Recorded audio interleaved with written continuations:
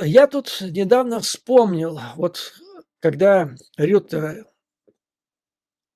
высказался, как типа и нету вроде бы крупной войны на европейском континенте, на территории Украины. Я вспомнил ситуацию 90-х, начала 2000-х годов в Раше, а именно Первая и Вторая чеченские войны в Раше.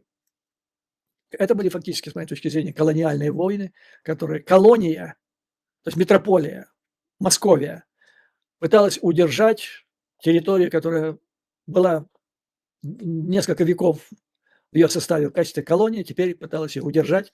В 60-е годы такое было, когда Запад терял свои колонии в Африке, а до этого в Азии. Так вот, значит, вы помните, как сражались чеченцы? А у меня есть хорошие контакты с чеченцами, которые воевали еще как близкие соратники Дудаева.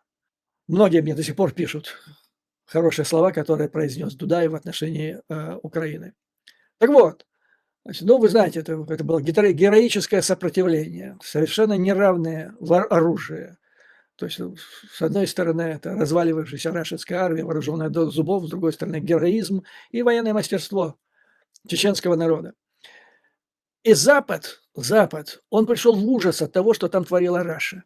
И вот именно чеченская, особенно чеченская война заставила страны, освободившиеся от Варшавского договора, от социалистического содружества, это Восточной Европы, ринуться в НАТО, пробовать, просить, требовать, как Польша, шантажируя, что иначе мы будем работать над приобретением ядерного оружия. Вот откуда пошло. То есть это не надо, как некоторые балаболы сейчас, включая некоторых интеллектуалов так называемых, в частности, Джеффри Сакс, который говорил, что это глупая ошибка Белого дома была, что расширили НАТО. Это не Белый дом расширял НАТО, это страны Восточной Европы, видя, что творят Russians в Чечне, они рвались в это НАТО. Так вот, и тогда, значит, официальные лица некоторые, ну, представители дипломатических, других кругов, в контактах с представителями чеченского сопротивления спрашивали у них: "Ну, как вы долго сможете продержаться?" Не давая им ничего. Вы же помните, там никакой помощи, Запад, тем более НАТО, чеченцам не оказывал. "Как долго вы сможете продержаться?" Ну, боевые чеченские парни: "Да сколько нужно, столько продержимся, до конца будем держаться", и так далее.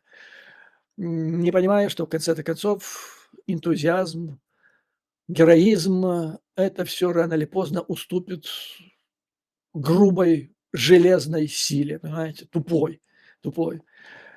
Вот надо бы как-то избежать ситуации, подумал я, слушая и читая высказывания Рютте, его интерпретацию высказывания Ван И сейчас, чтобы не случилось, как с Чечней.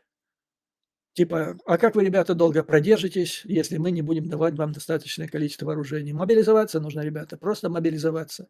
Украина - это не локальный конфликт. Это часть уже европейской войны, и вы-то вторая фаза ваша. Если Украина, не дай бог, проиграет. Причем во второй этой фазе вы не будете иметь никаких шансов, абсолютно, потому что нынешняя администрация Соединенных Штатов не прикроет вас никаким ядерным зонтиком.